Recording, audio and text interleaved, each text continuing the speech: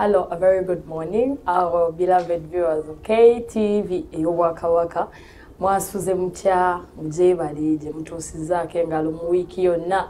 We thank God for today is a Saturday, and I'm sure it's the is it the last Saturday of the month of October? Gwe.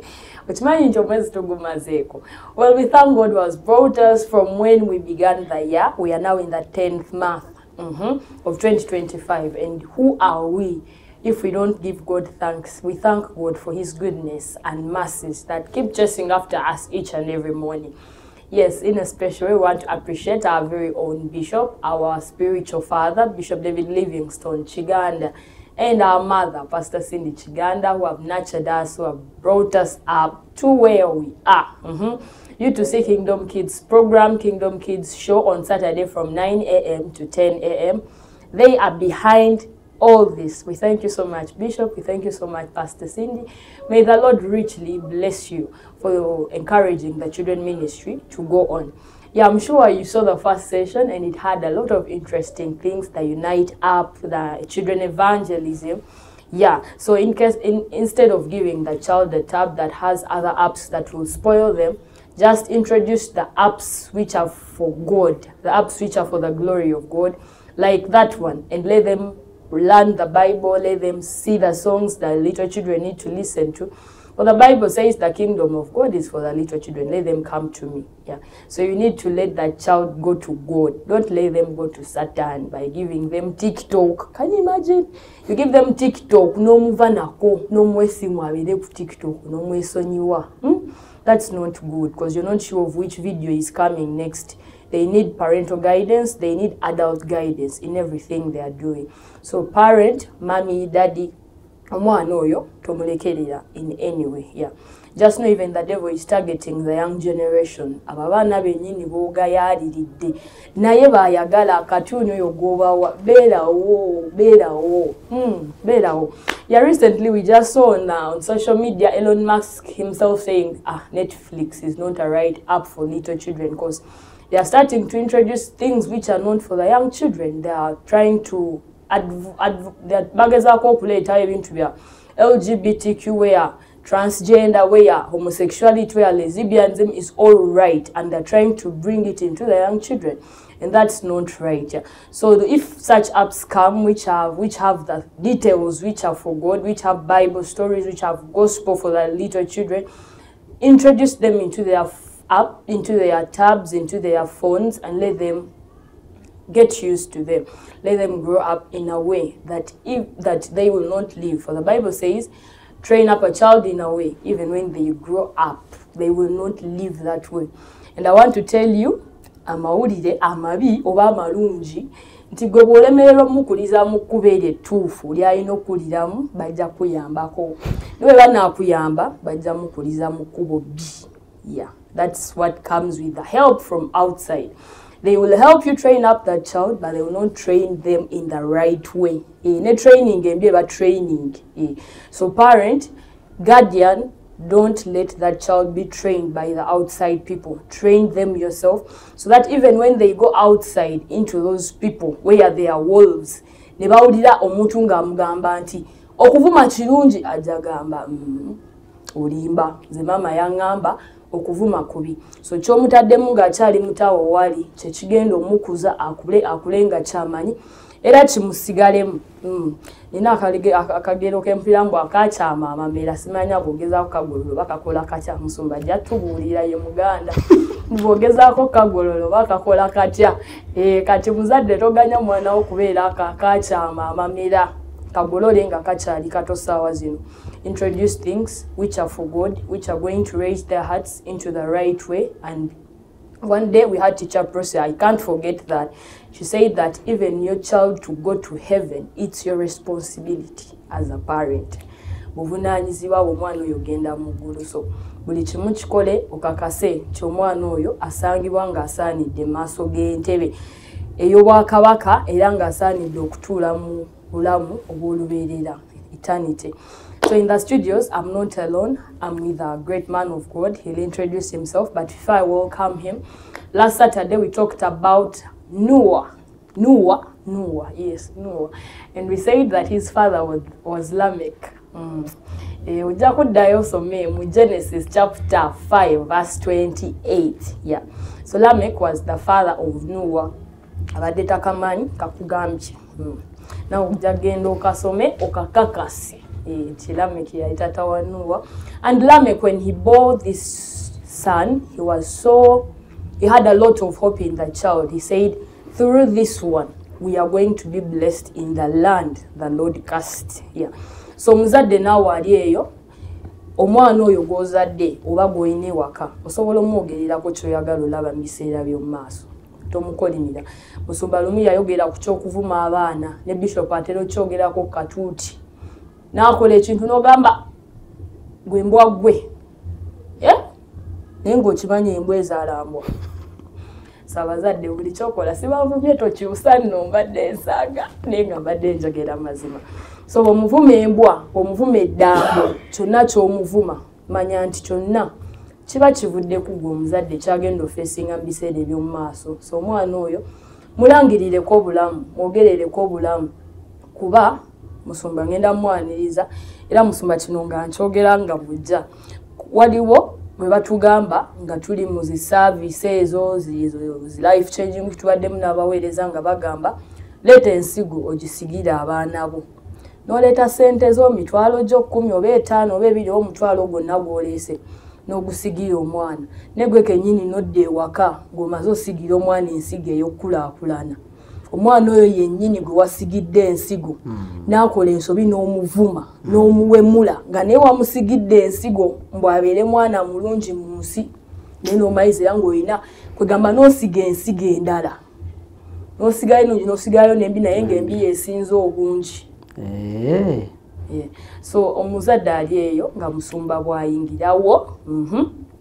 Ebigambo bye mutugamba ffe abaana, njogera ku lw'abaana, musumba ajja kwogera ku lw'abazadde. Mu bikendeezeeko ebibi mwogere ebirungi nga bye bisinga. Musumba tukwaniriza. Kantandikire ku ekyo. Omanyi abaana waliwo ebintu ebitta abaana biwerako. Ekisooka omuzadde osobola okwetira omwana.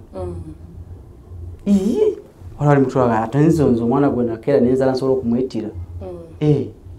Mu Bible omwo tulinamu omukyala eyeebakira omwana olwokyamujjukira. Baali babiri, Bible egamba nti baali bamalaaya. Omu yagira n'agira neyeebakira omwana we. Olwamala okumwebakira yagenda okwekaaga omwana akoze eki? Afudde. Nga bw'omanyi nti ensi era buli muntu yena teri muntu yena ayagala omwana omufu. Oba okitegeera? Olina agamba ono omwana engeri gy'afudde sijja kubeera n'omwana omufu. Kamuzizike muwooli. Kanzireyo yenna yeetira omwana we. Abazadde ebiseera ebisinga naffe nyine twetira abaana baffe. How? Obamenye engeri gye basobola okutta abaana baabwe. Ekisooka tonyigira nnyabo. Tajja kunyiga. Nawe neetonze dda. Oweetonze dda?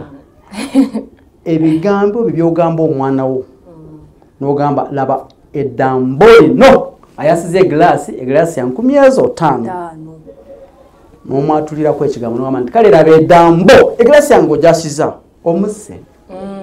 Tewekanga atandise okugira okwesikasika anti agezaako agenda tuukiriza kiri ky'omulangiriddeko. Okiwulidde? Omwana wadde akoze ensobi efaanana etya tomulangirirako bigambo bibi nnyo nnyo. In fact ne baba ng'avudde ku ssomero ng'akuleetera ripooti mbi tomugamba kale laba ekisiru kino already aleese report embi ate kati weeyogera okumwogera nti laba omusiro ono oba oli mu kumutta. Endalayo kanjogere nga ndi musanyufu nnyo engeri gye twambalamu bamaama mu maaso g'omwana wo engeri gy'oyambalamu. Weesaza akantu omwana ali mu kulaba kakoma eno n'akutunuulira oli mu mmiro oli mu kwetereeza wegira n'agamba ekitegeeza ne buno tusobola okubwambala. Anti bw'amala okambala nga mubuuza nnyumye ntonyumye mami oli mu kumutta kati enkya ate tayinza ate gwakako kakoma muno kati akake bwe kaba katuuse eno toyinza mugamba nti kajjemu agenda kugamba ati mami mwenga wakambadde jjo nina eyo gyenkolera nfunda ngwe kati waliwo omuzadde ajja okugula sikaati najja n'akugamba ebiwanvu omwana wange tabyagala nnyo nnoonyezaamu obungi ebiwanvu tebimukolera tabyagala era kati nga gwatulino yokkamuwa so okiraba nti omwana wo olimu kumwetira gwe mwennyini engeri endala nyingi oli akubidde akasimu oli waka taata mama muli waka muli mukulya akamere hallo mbadde nsaba tusobola okumiitinga n'omugamba ndabika no nagenze ne Masaka muli kumere muli mukulya abaana bona batudde awo twakatuuka e Masaka togenda sobola kundaba omwana akola batinaakuna nagamba dadi anti oyagala okuganga tusuna kati omwana oli mukumutta okay ekitegeeza nange kusomero bwambuuza nti lwaki otuuse leeti nsobola okugamba nti mami yalwadde oba mami yampadde emirimu mingi oli mukwetira omwana wo engeri endala nyingi ne bateachers gye tutwala abaana baffe osobola okutwala omwana ku ssomero n'afiirayo ekyano nyinza tutakyogeraako naye nakyo nja kyogerako olulala n'ebyo abaana baffe bye balaba nti omwana osobola omuteeka ku TV n'alaba ebintu nga yagenze ku TV ng'abadde mulamu muntu mulamu agenda ogivaako nga mufuwa jjo so Diana eyo kansooka enveeyo eno mukama yebazibe nnyo abatulaba abalaba KTV tumwesi Japati ge mmanya gange olw'ekisa kya Katonda mpeereza wano mu Kushanti Focus Center Dr. Bishop Livingstone Kiganda ne Mami Cindy Kiganda be basumba bange banjagala nnyo Bishop ne yanze okunjagala oba nnyo okwagala obuweereza bw'abaana olwaleero ennaku zino tubadde twogera kwani kunuuwa leero ngenda kumwogerako katono nnyo olw'ensonga nti ebisinga njogedde ebintu bingi nnyo kati obudde bwange ndabeka mbukendeezeza naye kankozesa akaseera kano kensigazza twalaba Nuuwa ono nti abazadde be bamuwa erinnya nga bamulinamu essuubi ne bagamba nti omwana ono yagenda okutusanyusa twalaba nti ebiseera ebisinga buli muzadde yenna buli lwazaala omwana agamba omwana ono oba oliawo yagenda okundeetera obuliawo nange kulinnyako mu motoka oba oliawo omwana ono yagenda okuleetera famire yaffe naffe okubeera munedde okuta mu famire eyaffe that's why olaba omuzadde akola kyonna ekisoboka asobola okuweerera omwana we kubanga mulinamu essuubi kati mwana gwali mukundaba kkiriza nkugambye kino nti maama wo akulinamu essuubi so never disappoint your parents never disappoint your parents biki ebigenda okukuyamba obutaba disappointing nadde nsoma ku Nuuwa nti bw'oba osomye ku Nuuwa oba mu Genesis chapter 6 ne bw'osoma chapter 6 verse 5 Bible tugamba nti ensi nsomerayo chapter 6 verse 5 Then the Lord saw that the wickedness of man was great in the earth, and that every intent of the thoughts of his heart was only evil continually. Yes. And the Lord was sorry that he had made man on the earth, and he was grieved in his heart. So the Lord said, I will destroy man whom I have created from the face of the earth, both man and beast, creeping thing and birds of the air, for I am sorry that I have made them. Yes. Verse 8, but Noah found grace in the eyes of the Lord. But Noah found grace in the eyes of the Lord. Mukama yayima mugulu n'atunuulira ensi ng'alaba ensi buli ekirimu tekitegeerekeka naye ekyusa n'agamba naye banaye lwaki natonda omuntu omanyi waliwo tukola ebintu n'oleetera omuzadde okugamba naye lwaki nazaala Diana obuno omwana nazaala waaki kati naye Katonda ekiseera kyatuuka n'agamba naye lwaki oba natonda omuntu naye agenda kwetegereza mu bantu abo abamuleetedde okwejusa nga mulimu omuntu omu akyali ku mulamwa n'agamba okay wadde ensi yonna wadde abantu bonna bali ku nsi bangiye n'endabyeyo omuntu omu gwe bayitaani wamusumba ndowooza n'ebigambo abazadde bye bamwogererako birina engeri gye byamukuumira ku mulamwa okay Diana yakyogedde kitegeeza nti bw'oba otuma omwana wo erinnya ligenderere osobola okumuwulira amakulu nti nze nkutumye musanyusa nga bwe twayogera luli gwegenda okunsanyusa omutumaaniko omunaku oba n'ebigambo byabamwogereddeko nga yakamuzaala waliwo n'oli omukyalo wa Ichabod kitiibwa kya Mukama kigenze so Diana yabyogedde mutokwatanga omwana n'omutumaani Ichabod so ono omwami nadde ndi mukwebuuza ki ekyamuyamba ono Nuuwa obutaswaza bazadde be Bible egamba nti ensi yonna ng'evudde ku mulamwa yes galanga agamba nti newankubadde nga bonna bagenze buli omu akola ebitaliyo nze kansigaliko mukama nekinzijukiza ekyawandikibwa ekirimu Exodus chapter 23 verses 3 kitusomere Exodus chapter 23 verses kati twandikire verse 2 yes verse 2 You shall not follow a crowd to do evil, nor shall you satisfy in a dispute so as to turn aside after many to pervert justice. Kademu, you shall not follow a crowd to do evil. Never to come out. Kategeza ati tojja goberera kibiina kola bubi. Mukole ebibi. Ono yagamba nti nakubadde ng'ekibiina. Ono nakubadde ng'abantu bangi nnyo bali mu kukola ebibi naye nze kansigale bw'omu. Luli wakola statement ng'egamba nti gwe ne Katonda mmwe ttiimu ekola ki? Ewangula gwe ne Katonda sigalawo gwe ne Katonda leka abasigadde bonna bagambe nti okujjamu embuto kirungi bonna nga basupportinga okujjamu embuto kirungi naye gwe sigala ne Katonda ng'ogamba kibi kineweeba ensi yonna kyekola kikyamu tekikuwalukisa kola kikyamu kubanga ensi yonna kyekola yes nkyakijjukira so nyabo sebo ali mukundaba gwe mwana gwe kati kanjogera ku gwe mwana gwe ali mukundaba oli ku ssomero abaana bonna basazeewo okukola ebitaliiyo buli kawala kubanga TV eno programu eno erabibwa abatini erabibwa abavubuka n'abantu abakulu ate ffena twagala ffena tuganyirwemu mwana gwali mukunda ba osoma kusomero mikwano gyo gyonna buli kawala kalina boyfriend na buli kalenzi kalina girlfriend kati gwo aladde alabise ng'ali odd man out nawutandisa okulowooza nti oba that's the way to go lwaki abasigadde bonna buli omu alina yakalenzi buli omu alina yakawala bamwina okwesindikira message mubeera mu class ate amasimu sigega omu bagakusaba batya ne bagayingira ne curriculum eno ne baba takukusizza mpozi olaba omwana ali mukutuna kusima ne bwaseka